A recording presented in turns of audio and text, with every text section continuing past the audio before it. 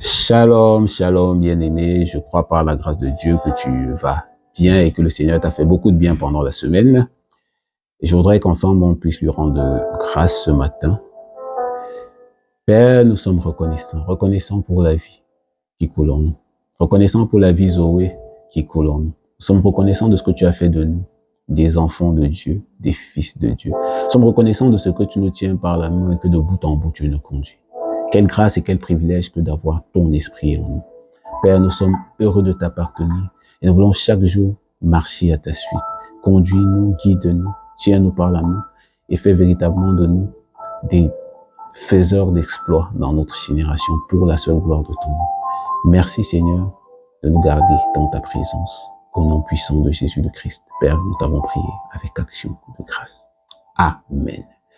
Amen. Bien-aimé, je suis véritablement content de te revoir ce matin et je crois que tu es en pleine forme. Nous allons continuer dans notre thème sur l'intimité avec le Seigneur, sur l'intimité avec Dieu.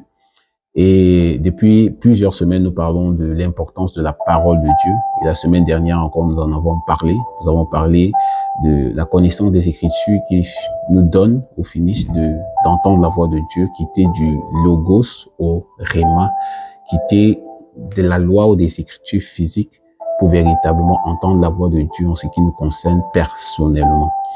Et cette semaine, nous allons continuer dans la parole de Dieu.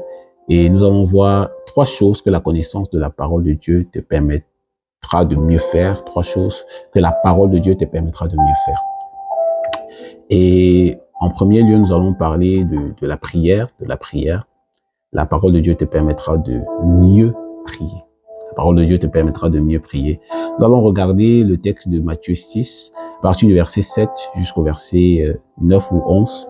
Mais bon, nous n'allons pas nous attarder dessus, nous n'allons pas forcément tout le lire. Nous allons lire le verset 7 qui dit ceci. « En priant, ne multipliez pas les paroles comme les membres des autres peuples.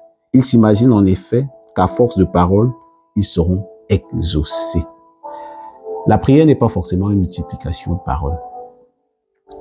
La plupart du temps, nous avons constaté que les gens prient en fonction de l'environnement dans lequel ils sont.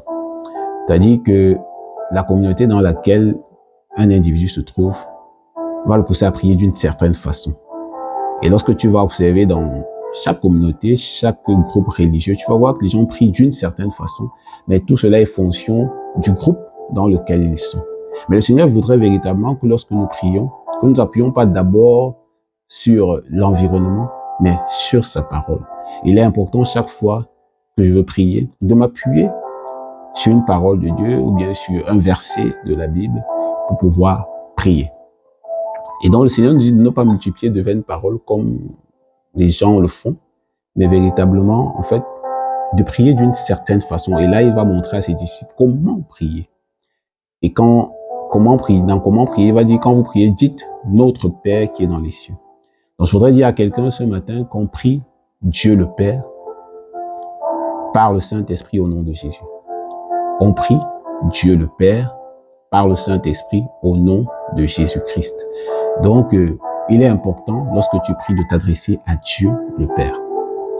Et comme je t'ai dit dans Matthieu 6, à partir du verset 7 jusqu'au verset 11, tu verras comment Jésus enseignait ses disciples à prier. À côté de ça, tu peux voir aussi que le Seigneur a dit dans Jean 14 et dans Jean 15 aussi, qu'il nous enverra le Consolateur. Et le Consolateur aussi nous aidera à prier. Le Saint-Esprit, on prie par le Saint-Esprit. Au nom de Jésus, tout ce que vous demanderez en mon nom, croyez que vous l'avez reçu et vous le verrez s'accomplir. Tout ce qu'on va demander au nom de Jésus. En fait, ce que je voudrais te dire, c'est que il faut savoir déjà au préalable qu'on prie le Père par le Saint-Esprit au nom de Jésus. Et il faut toujours s'appuyer sur un verset biblique, sur une parole pour pouvoir prier, comme on dit. C'est pas juste une multiplication de paroles, mais on prie selon que Dieu le désire, selon la volonté de Dieu. Et la volonté de Dieu, comme on s'est dit depuis plusieurs semaines, se trouve dans les saintes Écritures. Amen. Donc la parole de Dieu te permettra de mieux prier, ou bien la connaissance des saintes Écritures te donnera de mieux prier. La deuxième chose que la connaissance de la parole de Dieu te permettra aussi de faire, c'est véritablement de discerner les fausses ou les mauvaises doctrines. On va remarquer aussi que plusieurs personnes se retrouvent parfois dans, on va dire, des communautés pas très sérieuses et se disent avoir été spoliés, volés, tout simplement parce qu'ils ne connaissent pas ce que la parole de Dieu dit, ce que les saintes écritures disent. Et parfois on court derrière des miracles, on court derrière des belles paroles et on finit par se faire voler, tout simplement escroquer d'une certaine façon, tout simplement parce qu'on ne connaît pas la parole de Dieu. Donc, normalement, ou bien chaque chrétien devrait se comporter comme des chrétiens de Béret, dans Acte 17, verset 11, qui rentraient dans les Écritures chaque fois qu'ils écoutaient un message, comme peut-être toi, tu écoutes beaucoup de messages sur Internet, se rassurer que ce que j'écoute est en conformité avec les saintes Écritures. Toujours se rassurer. Comme les chrétiens de Béret dans Acte 17, verset 11, toujours se référer aux saintes Écritures pour se rassurer que ce que j'entends, ce qui est dit, est en conformité avec ce que Dieu dit.